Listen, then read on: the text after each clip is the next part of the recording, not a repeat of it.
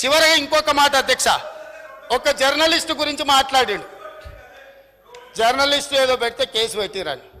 పాపం ఆయనకు తెలియదు, తెలుసుకోవాలి. ఆ జర్నలిస్ట్ పేరు నేను ఇక్కడ ప్రస్తావిస్తే బాగుండదు. ఆ జర్నలిస్ట్ని పోయి అడగాలి ఆ మాజీ మంత్రి గారు. ఆ జర్నలిస్టు ఒక టీవీ ఛానల్కు సీఈఓ. రాసియమంటే రాసియకపోతే ఎస్సీ ఎస్టీ కేసు పెట్టి అరెస్టు చేసి జైలు వేసి ఆ ఛానల్ గుంజుకున్నది వాళ్ళు అధ్యక్ష. ఆ ఛానల్ గుంజుకున్నది వాళ్ళు. ఏ జర్నలిస్టును ఈరోజు కేసు పెట్టిరని చెప్తుండ్రో ఆ జర్నలిస్టు ఒక ఛానల్ సీఈఓ ఉంటే ఆ ఛానల్ వాళ్ళకు వ్యతిరేకంగా ఉందని ఆ జర్నలిస్టు మీద SC ST case Banjara Hills police స్టేషన్లో పెట్టి జైలుకు పంపించి నెల రోజులు జైల్లో పెడితే నా అడ్వకేట్ను పెట్టి నేను బెయిల్ ఇప్పించిన అధ్యక్ష. వీళ్ళ దోపిడీ ఆ ఛానల్ గుంజుకున్న విధానం ఇవాళ చర్చ చేయడానికి సిద్ధంగా ఉంటే రమ్మని ఉన్నారు అధ్యక్ష. వివరాలన్నీ నేను బయట పెడతా.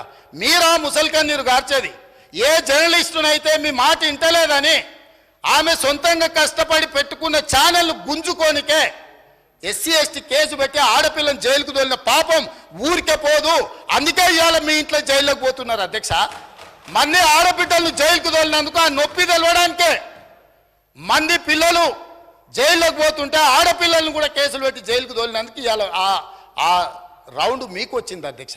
ఊరికే రాలే, చేసిన పాపాలు ఊరికే పో అని పెద్దోళ్ళు చెప్పిండ్రు అధ్యక్ష. మమ్మల్ని అందరినీ జైలుకు తోలిండ్రు, రాజకీయ కక్షతో దోలలే. ఫామ్ హౌజులు కట్టుకున్నది మీరు, ఫామ్ హౌజులు కట్టుకున్నది మీరు, నియమాలు ఉల్లంఘించింది మీరు.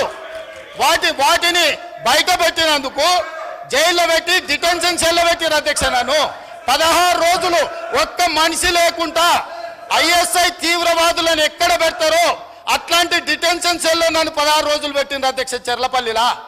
నేను భయపడలే, లొంగిపోలే, నిలబడి నిటారుగా కొట్లాడిన అధ్యక్ష.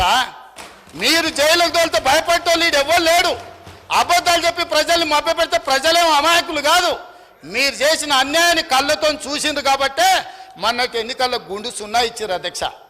అందుకే ఈరోజు నేను చెప్తున్నా, విద్యుత్ మీద మీరు ఎంత తక్కువ మాట్లాడితే అంత మంచిది.